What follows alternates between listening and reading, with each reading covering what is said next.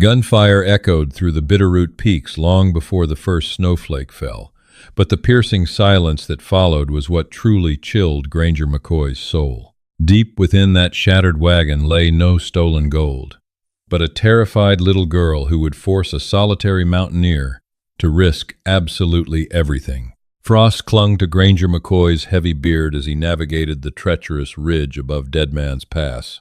For 7 long years, the Bitterroot Mountains of the Montana Territory had been his only companion, a harsh but honest master that demanded respect and ruthlessly punished the careless. He wore the thick hides of animals he had trapped himself, his broad shoulders carrying a worn Winchester rifle that felt more like an extension of his own arm than a piece of forged iron. At 34, Granger was a man carved from the very granite he walked upon, silent, unforgiving, and deeply solitary. He had left the civilized world behind after cholera swept through his family's homestead in Missouri, finding solace only in the lonely, unforgiving altitudes where a man only had to answer to his maker and the changing seasons. Snow crunched heavily beneath his leather boots. He was tracking a wounded elk, hoping to secure enough meat to outlast the coming deep winter freezes. Instead, the wind shifted, bringing with it a scent that made his calloused hands tighten instinctively around his rifle stock.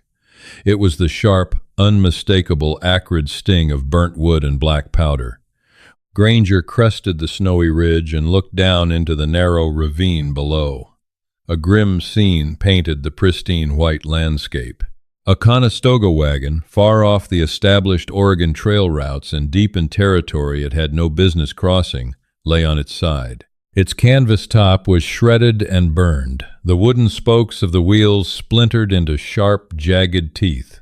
2 draft horses were missing, their harnesses cut clean. Cautiously, Granger descended the steep incline, his gray eyes scanning the tree line for any sign of ambush. The tracks in the snow told a brutal, frantic story. At least 5 riders had surrounded the wagon. The ambush had been quick, calculated, and entirely devoid of mercy.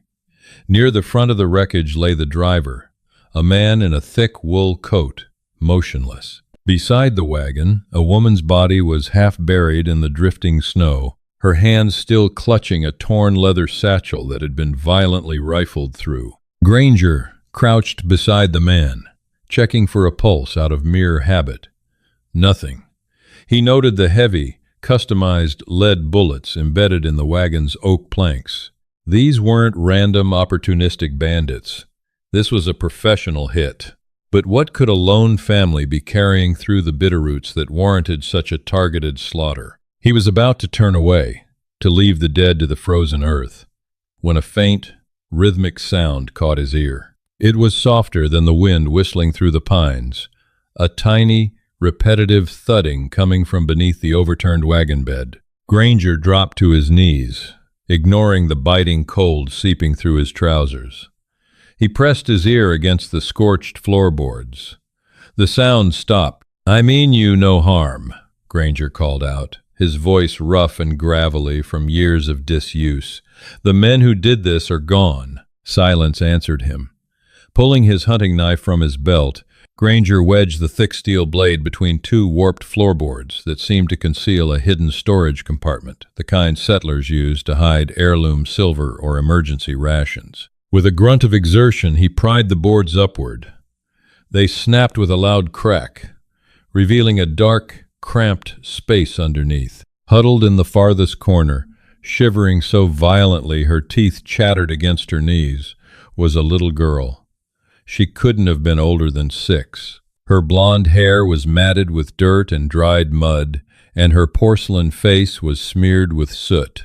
In her tiny, frostbitten hands, she clutched a handmade wooden doll, its painted face half scorched by the fire. Granger stared at her, his heart hammering against his ribs in a way it hadn't in nearly a decade. He was a man who avoided humanity, a man who believed the world of people brought only pain and betrayal.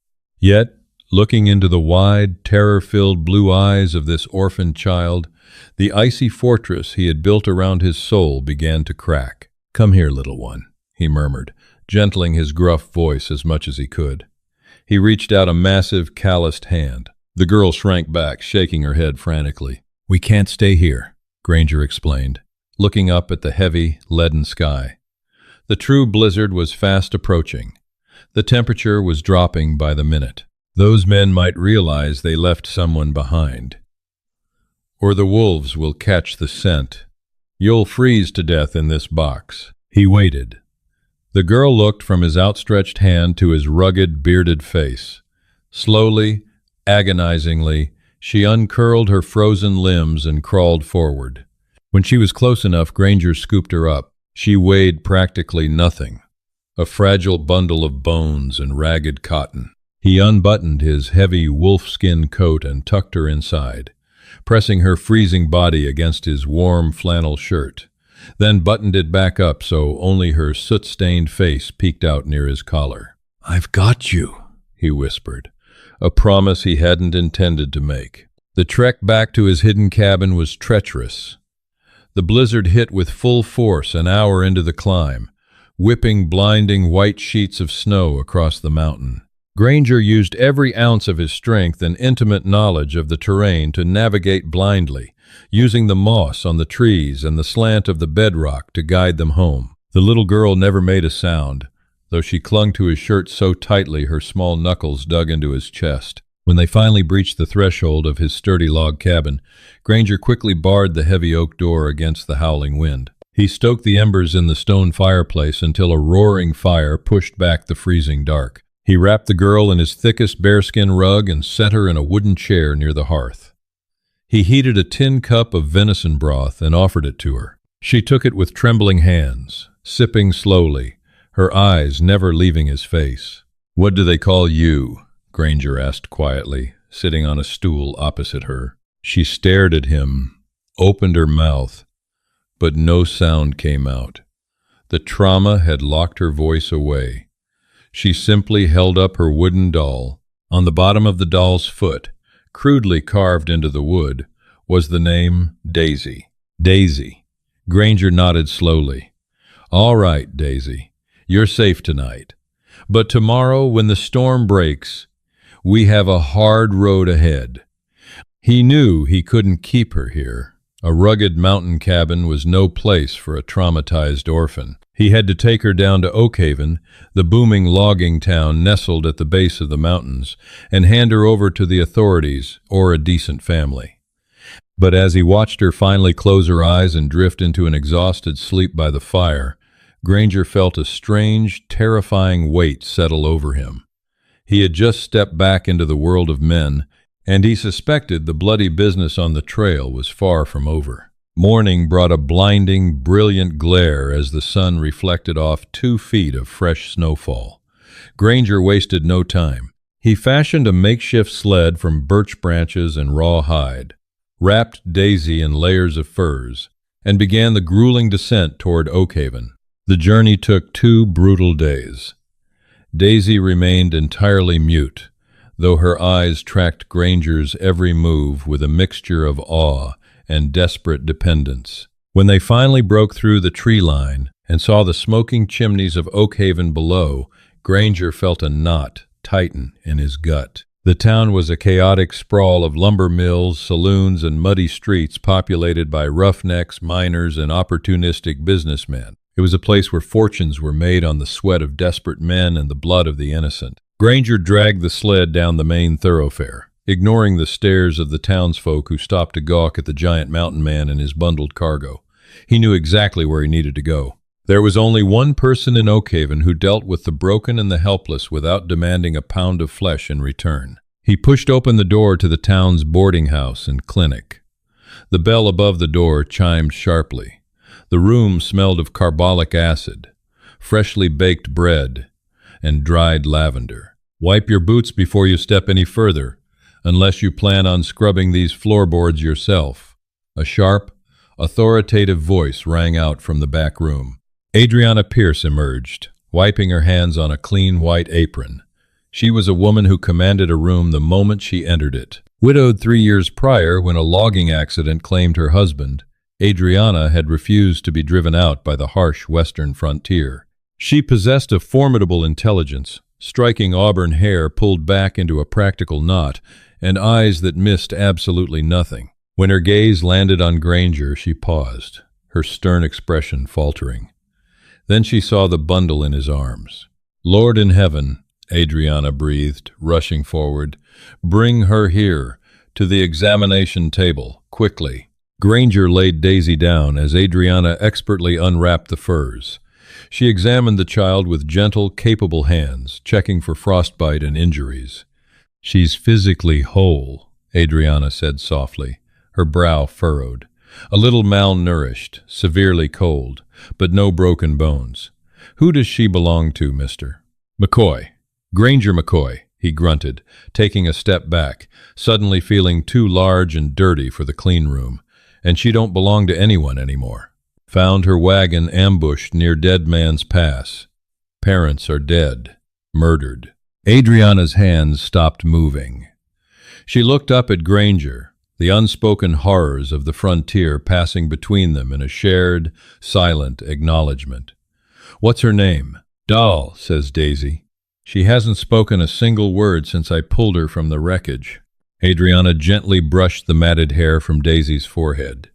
The little girl leaned into the touch, starved for a mother's warmth. Adriana's eyes softened with a profound sadness. "I'll draw a hot bath and find her some clean clothes. We have an old dress from the miller's daughter that might fit. You should go speak to Sheriff Tobias. He needs to know about the ambush." Granger nodded, though his instincts bristled at the thought of involving the law. "I'll go. But keep your doors locked, Mrs. Pierce. The men who hit that wagon were professionals. They might be tracking the girl if they realized she escaped." Adriana met his gaze, her chin lifting defiantly. "I keep a loaded shotgun under the front counter, Mr. McCoy. I assure you, no one takes what is under my protection." Granger left the clinic, the cold air hitting him like a physical blow. He made his way down the muddy street to the sheriff's office. When he entered, Sheriff Tobias was sitting behind his desk, a heavy-set man with a ruddy face and a badge that looked too shiny for a town this rough. Sitting across from him, smoking a thin cheroot, was Josiah Cutler. Cutler was Oak Haven's wealthiest citizen, owner of the largest lumber mill and half the saloons. He was a man of impeccable tailoring and absolute ruthlessness. "Can I help you, stranger?" Sheriff Tobias asked, leaning back in his chair. Granger kept his face impassive. "Reporting a robbery and murder up near Deadman's Pass. A Conestoga wagon. 2 dead." Cutler paused, the cheroot hovering near his lips. He exchanged a lightning-fast, almost imperceptible glance with the sheriff. It was a tiny shift in demeanor, a tightening of the jaw. But to a man who survived by reading the slight shifts in a predator's posture, it was louder than a gunshot. "A tragedy," Cutler said smoothly, his voice like oiled leather. "The mountain roads are notoriously plagued by outlaws this time of year. Did you happen to find anything else at the scene? Any survivors or cargo?" "Nothing but corpses and snow," Granger lied without hesitation, his voice flat. "Well," Sheriff Tobias sighed, standing up and adjusting his gun belt, "I'll rustle up a posse tomorrow and head up there to bury the bodies. Appreciate you coming in, mister." Granger turned and walked out, his blood running cold. They knew. Cutler and the sheriff were connected to the hit, and if they found out the girl was alive, they would kill her to silence whatever she might have seen, or to retrieve whatever they were looking for in that wagon. He sprinted back to the clinic, throwing the door open. Adriana was sitting in a rocking chair by the stove, humming softly, while a freshly bathed and dressed Daisy sat on the floor, brushing the hair of her wooden doll. "We have to leave." "Now," Granger ordered, moving to grab his rifle. Adriana stood up, alarmed. "What happened?" "Granger, what is it?" "The sheriff. He's in Cutler's pocket. They're the ones who ordered the hit on the wagon. If they find out she's here..." Before he could finish the sentence, heavy boots pounded on the wooden boardwalk outside. Shadows fell across the frosted glass of the clinic door. Daisy dropped her doll. Her eyes went wide with absolute paralyzing terror as she stared at the silhouette of a man outside the window. A man wearing a distinctive, wide-brimmed bowler hat. It was one of Cutler's chief enforcers. The little girl scrambled backward, hiding behind Adriana's long skirt, gripping the fabric with white-knuckled desperation. She looked up at Adriana, then over to Granger, her chest heaving. The trauma barrier broke under the weight of immediate danger. Tears streamed down her face as she looked between the fierce widow and the rugged mountain man. Her voice, hoarse and tiny, finally broke the silence of the room. "Can she come home with us?" Daisy sobbed, pointing a trembling finger toward the shadow at the door. Her words confused, but her meaning devastatingly clear. She thought the murderers were here to take her away, and she was begging her new, makeshift parents to save her. Granger levered around into his Winchester, the metallic clack echoing loudly in the quiet room. He stepped in front of Adriana and the child, positioning his massive frame between them and the door. "Nobody is taking you anywhere, Daisy," Granger said, his voice dropping to a lethal, rumbling growl. He looked back at Adriana, whose hands had already found the cold steel of the shotgun beneath the counter. The doorknob began to turn. Heavy hinges groaned as the clinic door was violently shoved inward, scraping harshly against the polished floorboards. The man in the bowler hat stepped over the threshold, bringing a gust of frigid wind and the sour stench of cheap whiskey with him. His name was Barton, a known gun thug who handled Josiah Cutler's dirtiest work in the logging camps. His eyes, flat and dead as a frozen pond, swept the room before locking onto the massive, immovable figure of Granger McCoy. "Evening, Mrs. Pierce," Barton drawled, his hand resting casually on the butt of his Colt revolver. "Sheriff Tobias sent me. Word is, a wild man from the peaks dragged some stolen cargo into your respectable establishment." Granger did not flinch. The barrel of his Winchester remained leveled dead center at Barton's chest. "You take one more step into this room, and I'll paint this clean floor with you," the mountain man rumbled, his voice devoid of anger but heavy with absolute certainty. Barton sneered, though his gaze flicked nervously to the steady rifle. "You don't want to make an enemy of Mr. Cutler, mountain man. You don't know how things work down here." "I know how a .44 caliber works," Granger replied. From behind the counter, the deafening clack-clack of a double-barreled shotgun being cocked echoed through the small space. Adriana Pierce stood tall, the heavy weapon braced expertly against her shoulder. "This is a place of healing, mister." "Barton," she said, her voice ringing with aristocratic steel, "but I will gladly make an exception for a man who threatens a child under my roof. Get out.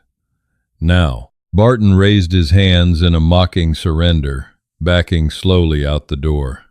"Cutler ain't going to let this go. You've got an hour before the sheriff deputizes half the saloon and burns this place to the ground." He spat a wad of tobacco onto the boardwalk and vanished into the snowy night. Adriana immediately lowered the shotgun and rushed to lock the heavy deadbolt. She knelt beside Daisy, wrapping her arms around the trembling girl. "Hush now, sweet girl. You are safe. I promise you." Granger lowered his rifle, watching the fierce widow comfort the child. A strange, unfamiliar warmth bloomed in his chest. He had spent 7 years believing strength meant standing alone against the elements. Watching Adriana, he realized true strength was standing between the innocent and the wolves. "Why are they so desperate for a little girl?" Adriana asked, looking up at Granger, her auburn hair catching the firelight. "It makes no sense. An entire ambush for a child? They aren't after her," Granger realized, his brow furrowing. He looked at the wooden doll resting on the floor where Daisy had dropped it. He remembered how fiercely she had guarded it in the overturned wagon. He knelt, picking up the scorched toy. It was surprisingly heavy for a piece of carved pine. He tapped the bottom of the doll's boot. It sounded hollow. Using his hunting knife, Granger gently pried at the wooden seam along the doll's back. With a soft pop, a hidden panel slid open. Inside, tightly rolled and sealed in wax paper, was a bundle of documents. Adriana unfurled the papers on her examination table. Her eyes widened as she read the elegant, official script. "Lord Almighty," she whispered. "These are federal land surveys, signed by Governor Potts himself. Daisy's father wasn't a settler. He was a federal auditor." "Auditing what?" Granger asked, stepping closer. He could smell the faint scent of lavender soap on Adriana's skin, a stark contrast to the scent of pine and gunpowder that usually surrounded him. "Josiah Cutler's timber claims," Adriana explained, tracing a finger over a hand-drawn map. "Look here. Cutler doesn't own the land he's been clear-cutting for the past 2 years. He's been stealing timber from federal reserves and forging the deeds. Daisy's father had the proof. He was bringing it to the territorial capital. If these papers reach a judge, Cutler will hang." Daisy tugged on Adriana's apron, her wide blue eyes looking up pleadingly. "Are we going home now?" she whispered, her voice barely more than a breath. Adriana looked at Granger, the unspoken reality hanging heavy between them. Oak Haven was Cutler's town. Staying meant certain death. "Yes, Daisy," Granger said softly, stepping forward and placing a large, calloused hand gently on Adriana's shoulder. "We're going home. My home." Packing took less than 10 minutes. Adriana gathered medical supplies, heavy woolen blankets, and whatever provisions she had in her pantry. Before leaving, she sat at her small telegraph machine. The wires would likely be cut by morning, but tonight they still hummed.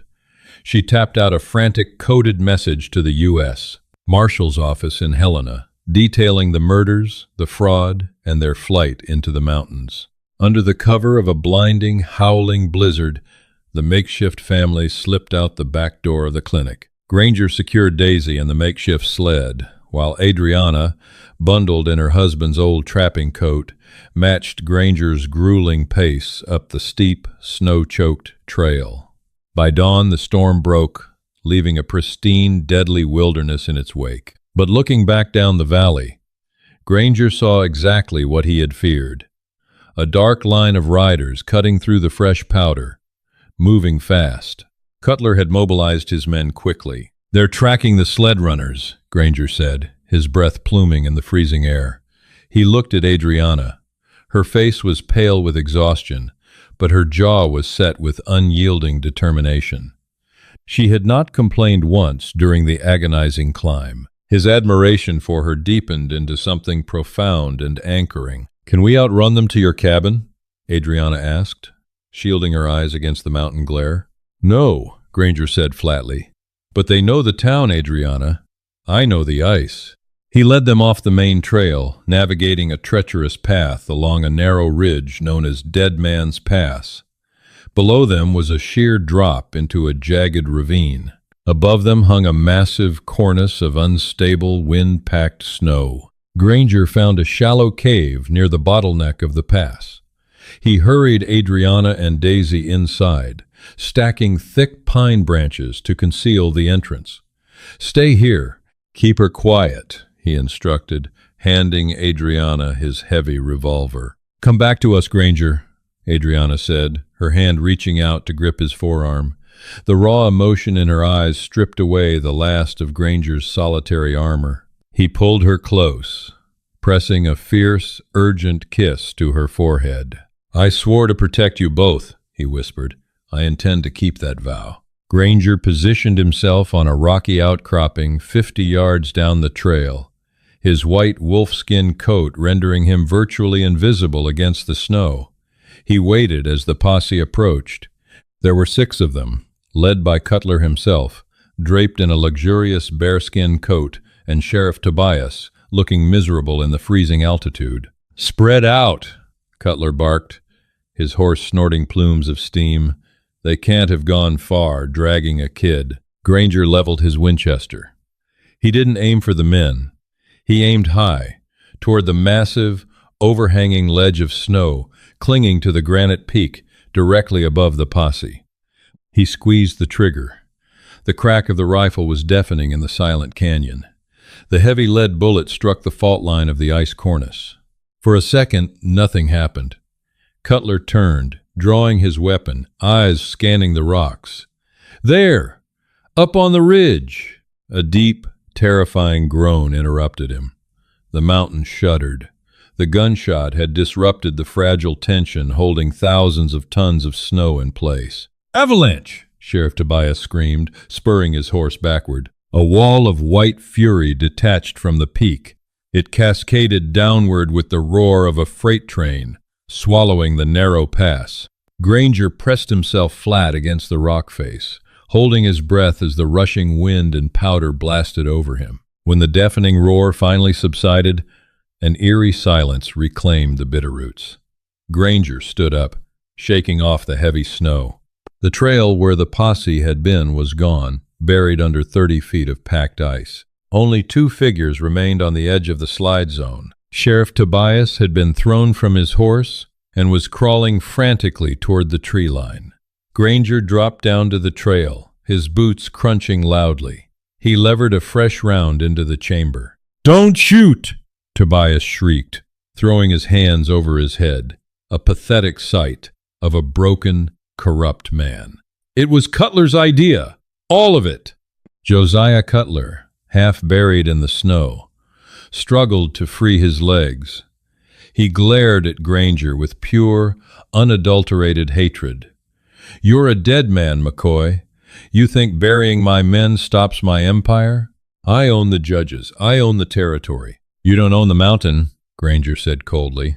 Walking past Tobias and stopping over the ruined lumber baron, he reached into his coat and pulled out the rolled bundle of surveyor documents.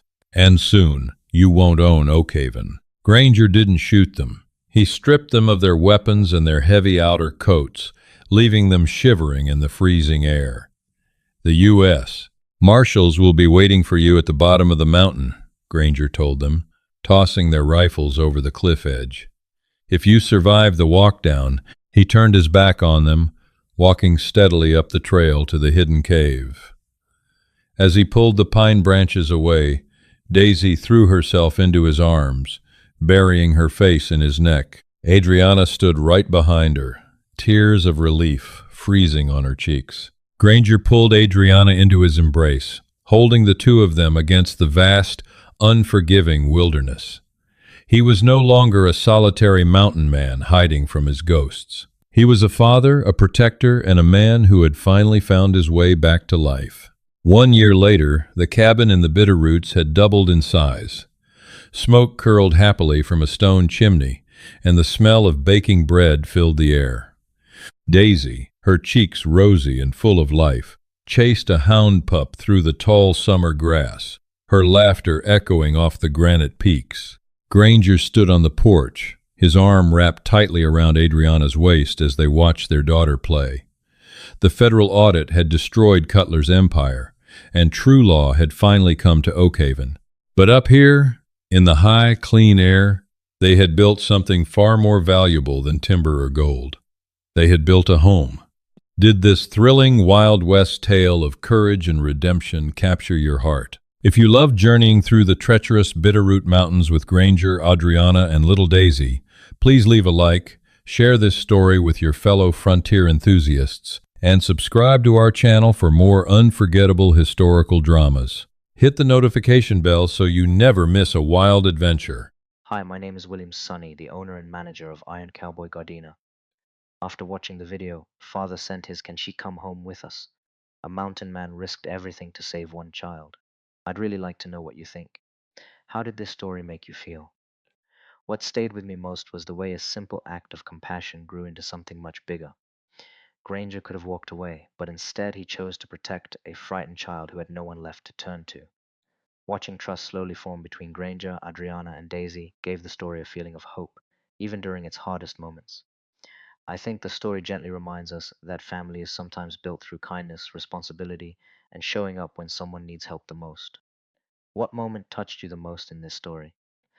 And do you think Granger realized how much Daisy would change his life when they first met? In everyday life, we may not face the same dangers, but we all have opportunities to offer support, encouragement, or a helping hand to someone who feels alone. If this story meant something to you, feel free to leave a comment and maybe like or subscribe if you'd enjoy more stories like this in the future.